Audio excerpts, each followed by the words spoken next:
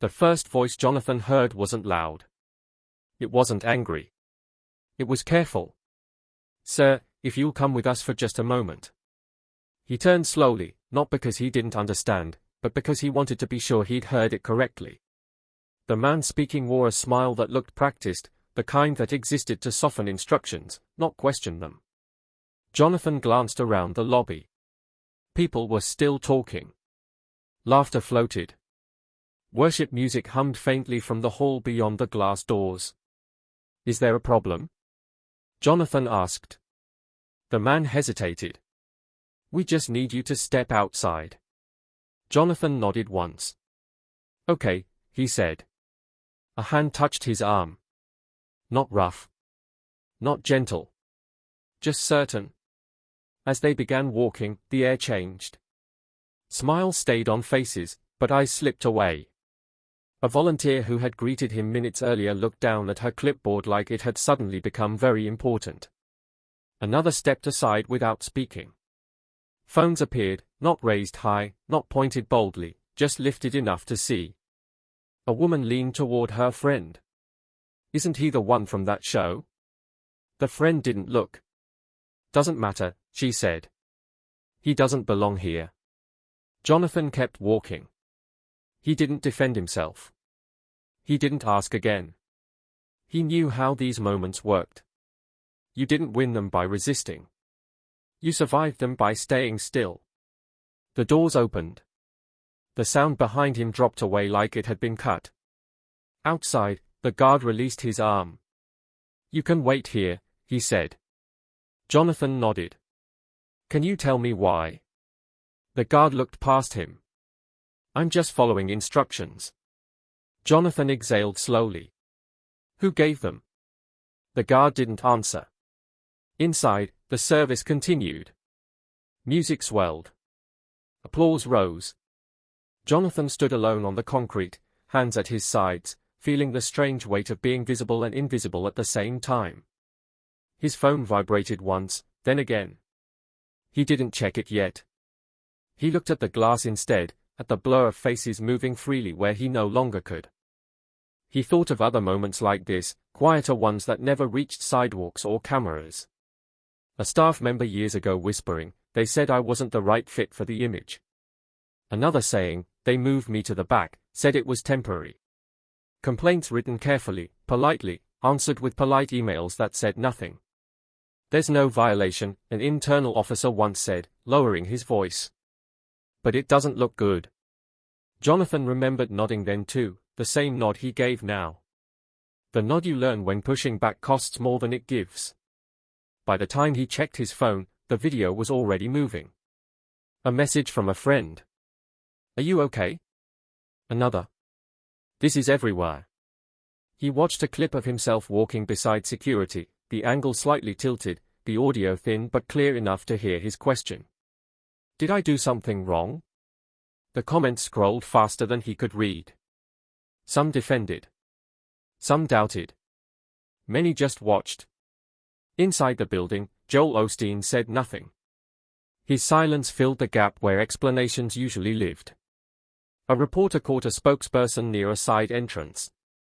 Why was he removed? The spokesperson smiled tightly. "We're reviewing the situation." Was it security policy? "We're reviewing the situation." Off camera, Jonathan spoke quietly. "I'm not angry," he said. "I just want to understand." That line traveled farther than he expected. It sat under headlines. It played after clips. It unsettled people more than shouting ever could. Power had survived outrage before. It had learned how to wait it out. Calm truth was different. Calm truth lingered. The days that followed felt suspended. Joel's office buzzed with activity, phones ringing, assistants moving quickly but carefully. "We need a statement," one said. "We need to wait," another replied. Joel stared at his desk, fingers steepled. "This will pass," he said, but his voice lacked its usual certainty. At home, Jonathan watched the coverage without sound. He noticed how often his own face looked composed, almost distant. He wondered if people mistook that for weakness. A reporter finally reached him directly. "Do you believe this was about race?" Jonathan paused. "I believe it was about comfort," he said. "And who is allowed to disturb it?" The hearing was announced shortly after. Neutral setting. Public forum. Cameras allowed. Joel agreed to attend. He told himself it was the right thing. He told himself it was controlled. The room was bright and plain. No stage. No music. Just a long table and microphones. Joel sat straight, shoulders squared, smile arriving a moment late each time someone addressed him. "We're here to understand the decision-making process," the panelist said. Joel nodded. "Of course." Questions came slowly. Policies. Procedures. Joel answered smoothly at first. "Our goal has always been safety. We value inclusion."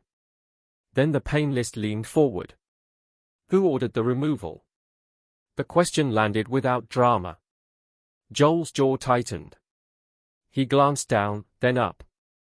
"I did," he said. The silence that followed wasn't hostile.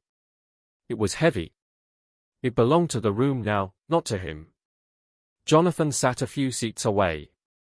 When it was his turn, he didn't stand. He didn't adjust the microphone. "I wasn't removed because I disrupted the service," he said evenly. "I was removed because I disrupted comfort." A murmur rippled. Joel shifted. He spoke again, but his rhythm was off. He repeated phrases. "Our intentions were misunderstood." The words sounded thinner each time. The panel asked fewer questions. The cameras lingered. Media coverage shifted. Not scandal. Exposure. Not outrage. Reflection. For the first time, the room wasn't listening to Joel. After, the invitations slowed. Speaking requests paused. Calls went unanswered. An assistant texted late one night. "I can't come anymore." Joel sat alone in his office, scrolling through old photos. Packed arenas. Smiling faces. He closed the phone and stared at the wall. Across town, Jonathan walked into a smaller church. No cameras. No tension. A young man approached him after. "Thank you for not yelling," he said. "It made them listen." Jonathan nodded. He felt no triumph. Only steadiness. Policies were reviewed. Conversations shifted.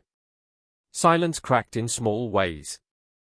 And somewhere between the noise and the quiet, something lasting took hold. Dignity didn't need permission. It only needed to be seen.